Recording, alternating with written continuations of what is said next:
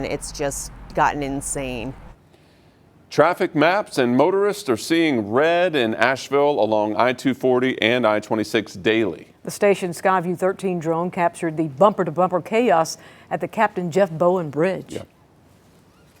It also flew over the delays in the Haywood County I-40 closure, where a permanent fix is just 2 years away.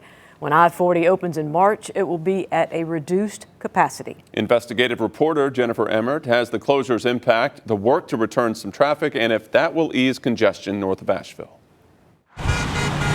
Sometimes when you're leaving, I have to wait at least 5-7 minutes to just get out. That's just onto highways 25 and 70 in front of Michelle Carver's Animal House Pet Spa in Weaverville.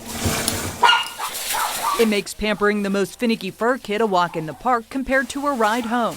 Since Helene, Michelle's 17-minute commute has gone to the dogs. Can take me up to an hour. It's the same next door at ETC Consignment Shop where Stephanie Tryon's drive home mimics the bags of jewelry she sells. We used to get home in about 20 minutes to Asheville from here, and now sometimes it's an hour to hour and 15 minutes, just depending on the day and what's happening. The wind and rainfall from Helene that decimated and closed I-40 to nearly 28,000 vehicles a day also flooded Weaverville and areas north of Asheville with traffic. It is a lot more traffic. Signs on I-26 at Weaverville steer trucks from the exit. Still, NCDOT average daily traffic counts near Marshall at highways 2570 and Walnut Creek Road reveal 6,800 more vehicles a day than before the storm. Closer to Tennessee, it's 5,000 a day more.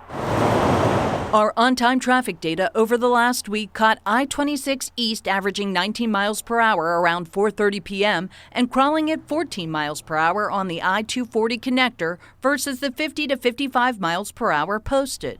Sudden slowdowns leaving Asheville police with more than 500 crash calls in the corridor in 2024. Especially post-Helene, with traffic being funneled into certain areas, we've seen an increase in traffic collisions. Along I-40 through the Pigeon River Gorge, News 13 Skyview drone captured this Welcome to Jurassic Park inspired shot showing where the eastbound lanes were before they crumbled and washed away. Since, this device has been driving soil nails into the hillside to improve stability. It's a steel rod that is drilled into the slope, into competent rock. You have to get into something hard enough that you can establish a certain level of embedment. You then you put a grout concrete mixture around it and lock that anchor system in. Draped in wire mesh and sprayed with concrete, it should allow for one lane of I-40 in each direction once the area is surveyed. Doing these borings and measuring the movement with our geotechnical data, I'm confident that we'll be able to open the road without any concerns. That's the temporary fix. A contractor and design team have also started more permanent repairs. So retaining wall options on that fill slope side, the river side, that would reconstruct the roadway to its original footprint, but provide more stability and more resilience for future storm events. Was permitting holding up the process at all? At this time, no. We've coordinated with multiple agencies and the Forest Service to discuss our process, what we're working through, what we're considering, and how we're going to implement the construction of the project. Engineers expect it will take 2 years. Using rock from nearby U.S. Forest Service land hopes to shorten the timeline and price tag, nearing $1.2 billion. We'll need faster reimbursement. We're hoping to get more reimbursement percentage-wise than we've ever seen before. We need help here, even just getting aggregate to this site here on 40.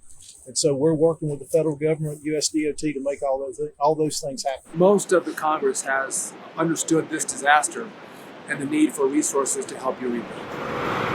Until it's complete in 2 years, the wear and tear on Interstates 26, 240, and other highways will continue. 26 coming to Weaverville, you can see these potholes that are just getting bigger and bigger. At the consignment shop, they found the silver lining in it all. Drivers forced through areas they don't typically travel mean new faces through their door. We do have some people that would not have ordinarily come in this direction that come by and they stop to shop and kind of check out the area too. For the permanent repairs, NCDOT will build a causeway from the tunnels to the bottom of the slope. The concentration of the work will then happen at the bottom of the slope, away from and below the traffic in the construction zone. That's to improve safety for both workers and drivers.